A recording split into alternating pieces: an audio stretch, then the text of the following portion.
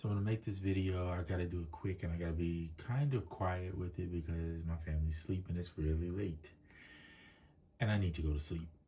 This is Cubasis 3. I've never been a fan of it, even though I own it on iOS. Now, here's what's cool about it. It works on the iPhone as well as on the iPad.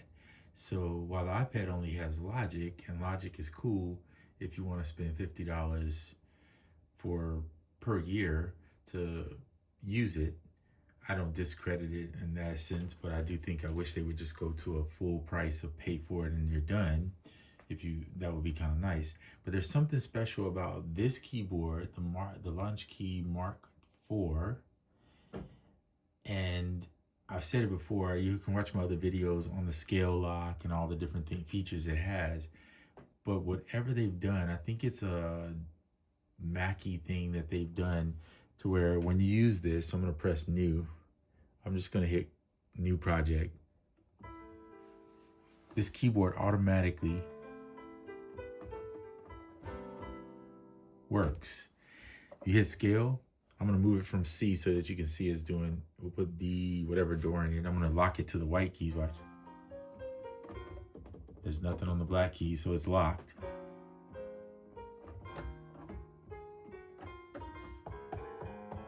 Drum pads work. If you hit shift and go into user chords, now you can create user chords, and I think it's function to get rid of them. And now I can go hold down a coin and press the notes.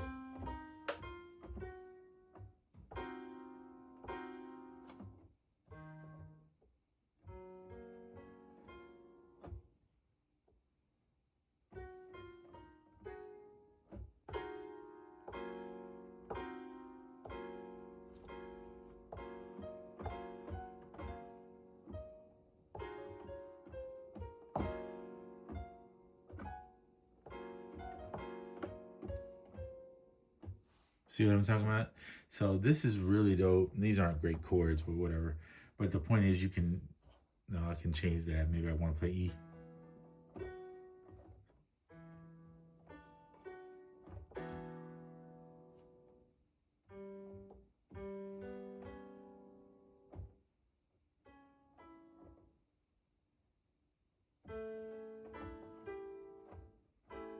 So.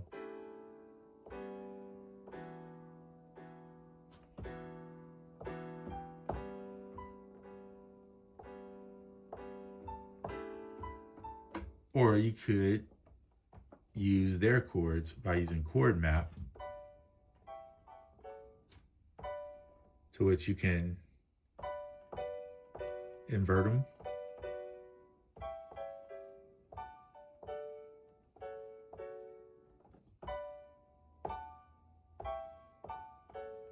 Or hold.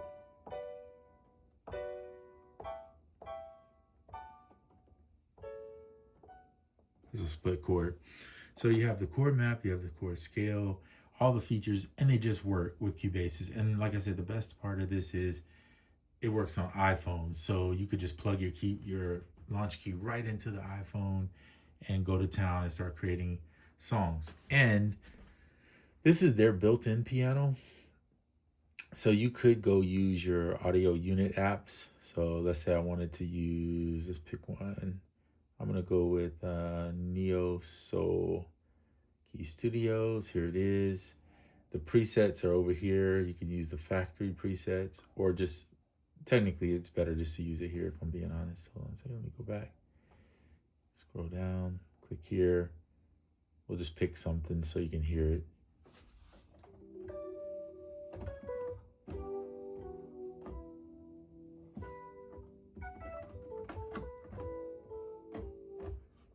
Now we'll set the BPM up here just so we can tap it in. All right, so we'll go 75 BPM. Turn the metronome on.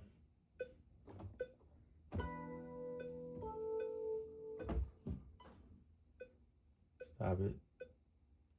Do your adjustments, there's your fade, etc., etc. I'm gonna turn that off, go back.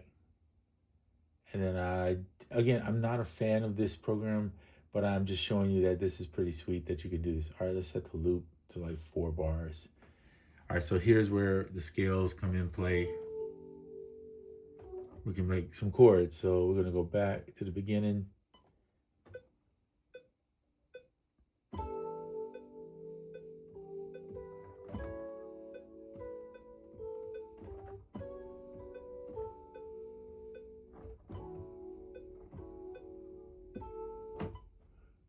All right. I know you can adjust this, but there we go. All right, and then you could play that loop. And I believe, if I'm not mistaken, I think the loop is this button. Yeah, that targets the loop. Take the beat.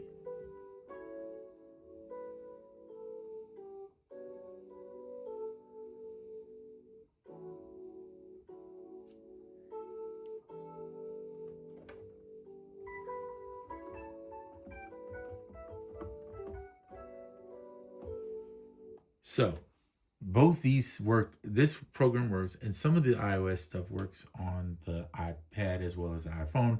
In fact, this one does. Neo Soul Keys Studio 2 works on there. So you got those good rolls, the dyno sounds. It just sounds really good.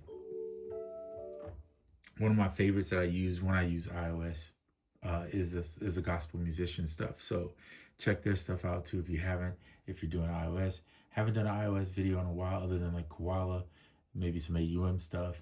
Just because I'm not using it all the time, but I do use certain things from it, especially on the phone, right? Particularly AUM.